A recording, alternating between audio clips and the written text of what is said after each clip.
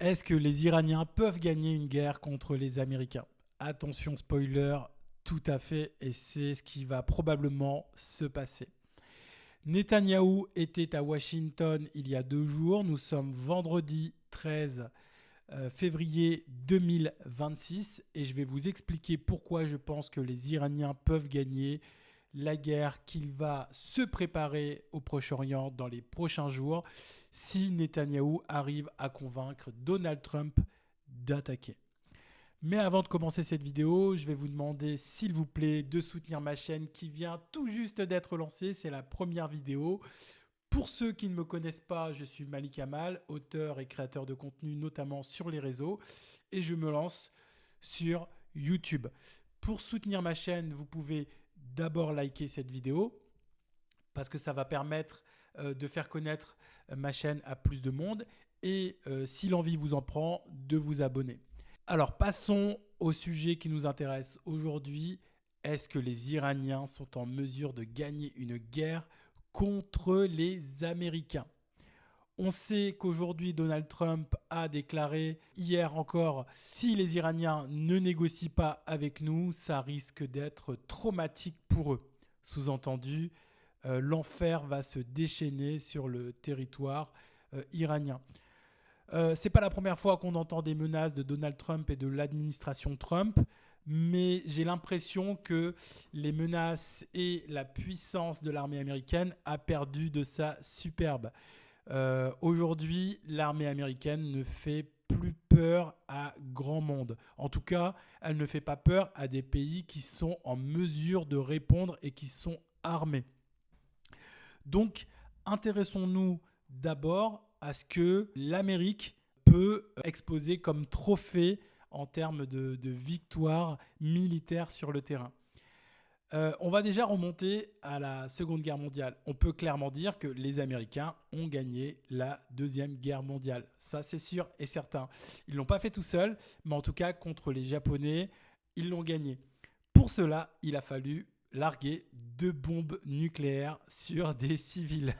Il a fallu larguer 2 bombes nucléaires sur des civils qui ont instantanément tué des centaines de milliers de personnes.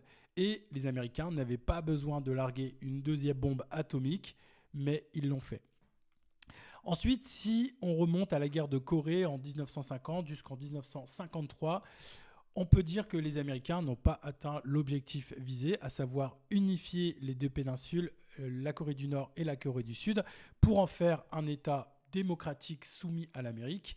On peut dire aujourd'hui que c'est un véritable échec et les vétérans américains, soldats américains qui ont connu cette guerre vous diront que ça ne servait strictement à rien d'y aller et qu'ils l'ont perdu. La guerre du Vietnam, qui est le cauchemar et l'emblème du cauchemar américain d'un point de vue guerre et militaire, puisqu'entre 1955 et 1975, l'Amérique s'est embourbée dans une guerre qu'elle savait perdue d'avance. Mais aujourd'hui, on peut clairement dire que l'Amérique a démontré que balancer des tonnes de missiles de napalm sur des Vietnamiens ne permet pas de gagner une guerre. Bombarder massivement avec du lourd et des armes chimiques ne suffit pas. Et puis ensuite, vous avez effectivement la guerre d'Afghanistan qui a duré 20 ans et aujourd'hui les talibans sont au pouvoir. Donc pourquoi faire? À quoi ça sert? Mis à part déstabiliser un pays et une région. La guerre d'Irak entre 2003 et 2011, aujourd'hui les Irakiens ont repris le contrôle de leur pays avec des élections récentes au Parlement qui sont des partis anti-américains, pro-iraniens qui ont fait un excellent score.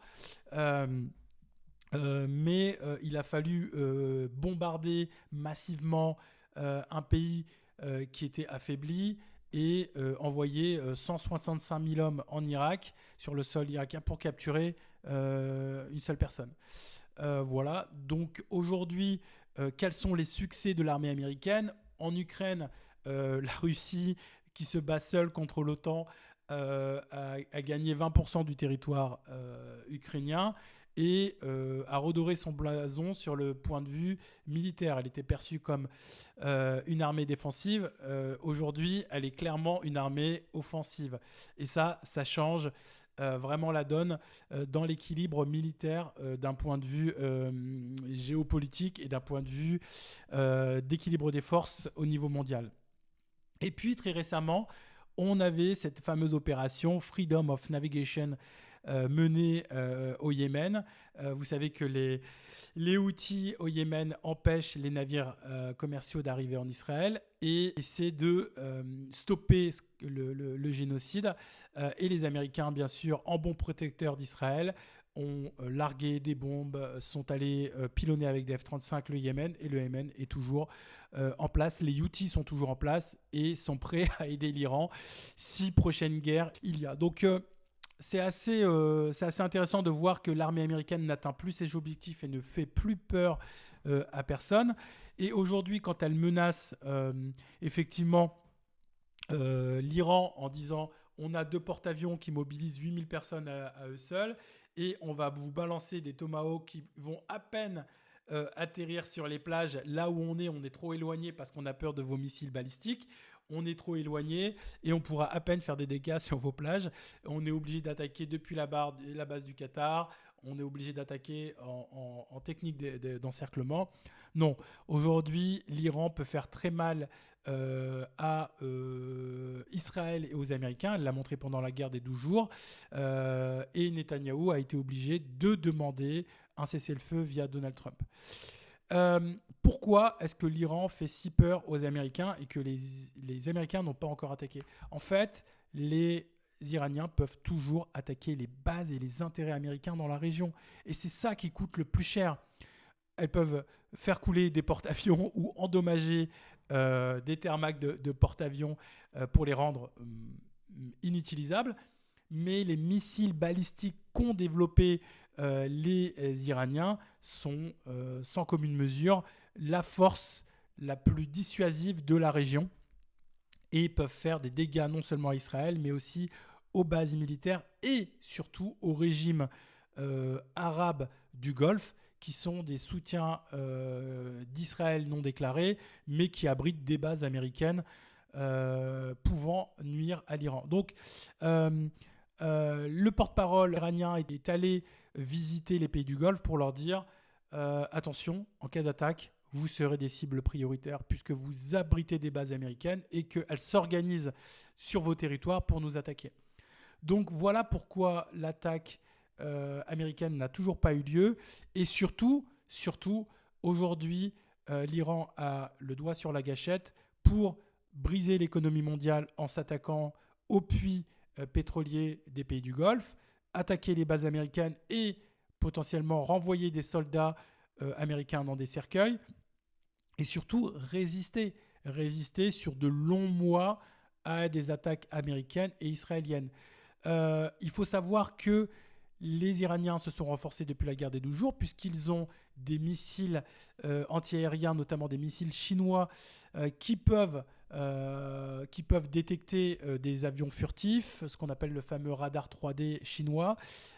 Ils ont leur fameux drone, notamment le Shahed, mais aussi des missiles balistiques longue portée et des missiles hypersoniques capables de changer leur trajectoire et d'attaquer en moins de 10 minutes des zones comme Israël.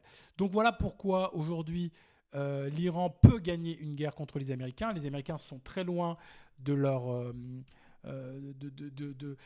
base réelle, mais les Iraniens, eux, survivront à une attaque américaine, mais surtout peuvent créer de graves dommages aux Américains et embêter Donald Trump qui, lui, risque de ne plus passer pour l'homme qui a arrêté les guerres, mais l'homme qui crée davantage de conflits.